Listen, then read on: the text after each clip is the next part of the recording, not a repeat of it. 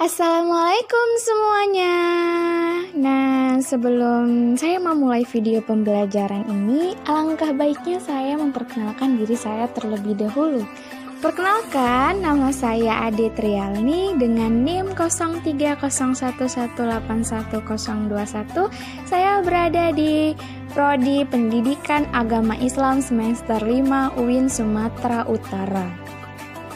Nah, di video pembelajaran kali ini dengan judul Keteguhkan Imanku dengan Ibadah.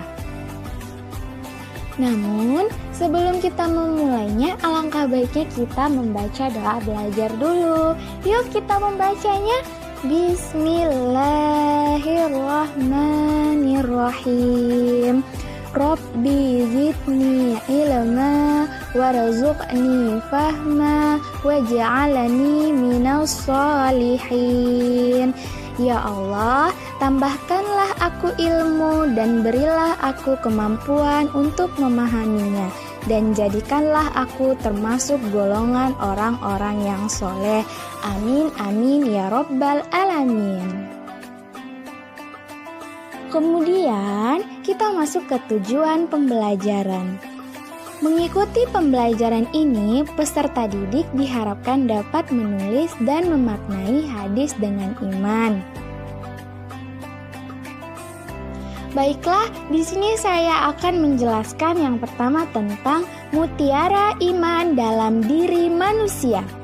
Iman dalam kehidupan manusia diibaratkan mutiara dan cahaya hatinya, sehingga tanpa iman maka kehidupan manusia akan menjadi gelap.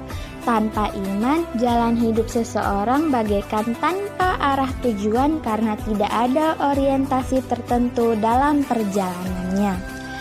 Iman tidak hanya sekedar keyakinan di dalam hati, namun juga diikrarkan di lisan dan dilaksanakan dengan badan. Kemudian, unsur penting dalam keimanan yang pertama, meyakini di dalam hati, di mana ketika kita memulai beriman, maka kita harus meyakini di dalam hati bahwa semuanya itu karena Allah.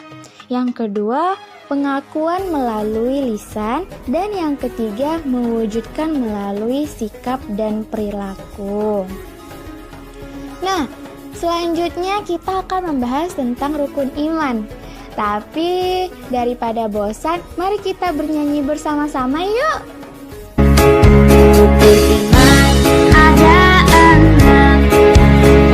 Islam wajib percaya, rukun iman ada 6. Orang Islam wajib percaya. Percaya kepada Allah, percaya pada malaikat, percaya kitab Al-Quran, percaya Nabi Rasulnya, percaya hari akhirat, takdir baik dan takdir buruk.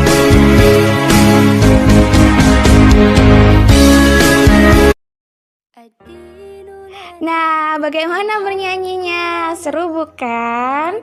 Nah, selanjutnya kita akan membahas tentang ibadah. Ibadah adalah aktualisasi dari imanku.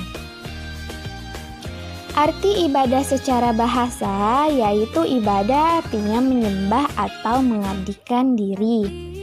Kemudian, arti ibadah secara istilah, ibadah adalah segala sesuatu yang dilakukan manusia dengan niat untuk menghambakan diri kepada Allah Subhanahu wa Ta'ala.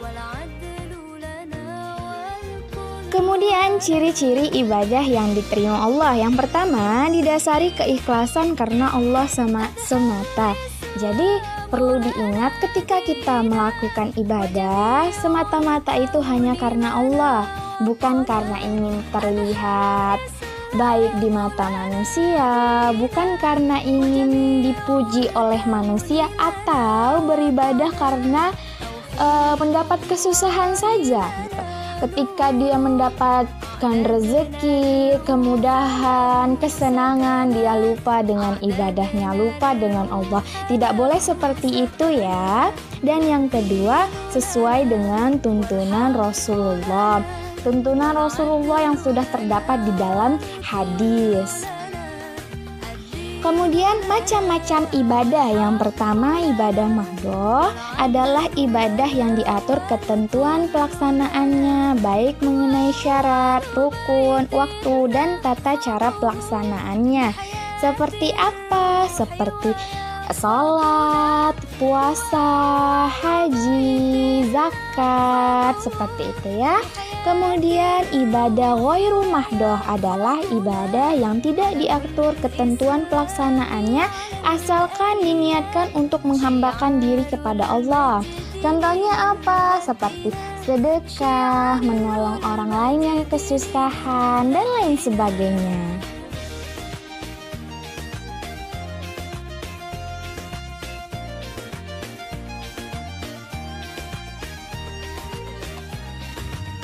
Yang kedua, ada hadis tentang iman. Mari kita baca.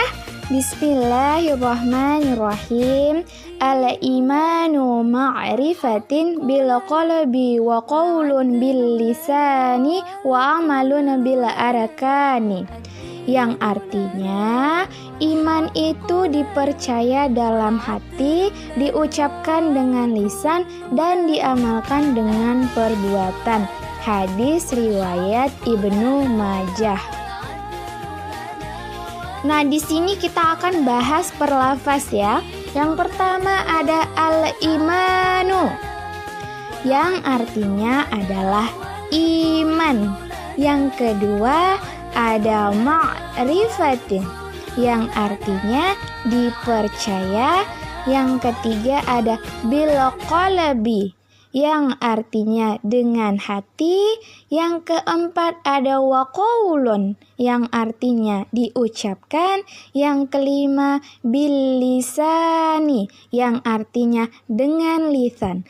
Yang keenam wa amalun, yang artinya diamalkan. Dan yang ketujuh ada bil arkani, yang artinya dengan perbuatan. Apa maksud dari hadis tersebut? Nah, dari terjemahan di atas, dalam pembahasan hadis ini ada 3 unsur, sehingga ada salah satu unsur yang terpenuhi, maka keimanannya perlu dipertanyakan. Orang beriman hatinya selalu meyakini sepenuh hati, lisannya mengucapkannya secara benar dan diaplikasikan dalam kehidupan sehari-hari. Contohnya seperti apa? Contohnya, besok saya puasa gitu kan. Itu besok harusnya puasa, tidak hanya di lisan saja. Besok saya sedekah deh. Nah, besoknya harus sedekah gitu. Besok saya sholatnya tepat waktu gitu kan. Ya, sholatnya harus tepat waktu, tidak menunda-nunda lagi, seperti itu. Nah, kemudian yang terakhir, untuk menguji apakah sudah memahami apa yang dijelaskan tadi atau belum, di sini ada tugas. Nah, tugasnya yaitu tuliskan kembali hadis tentang iman beserta artinya, lalu jelaskan pemahaman Anda tentang hadis tersebut. Nah, bagaimana tentang video pembelajaran hari ini? Semoga bermanfaat dan menambah khazanah ilmu buat kita semua. Semoga ilmu yang saya berikan hari ini bermanfaat bagi kita semua. Billahi taufiq wal hidayah. Assalamualaikum warahmatullahi wabarakatuh. Terima kasih.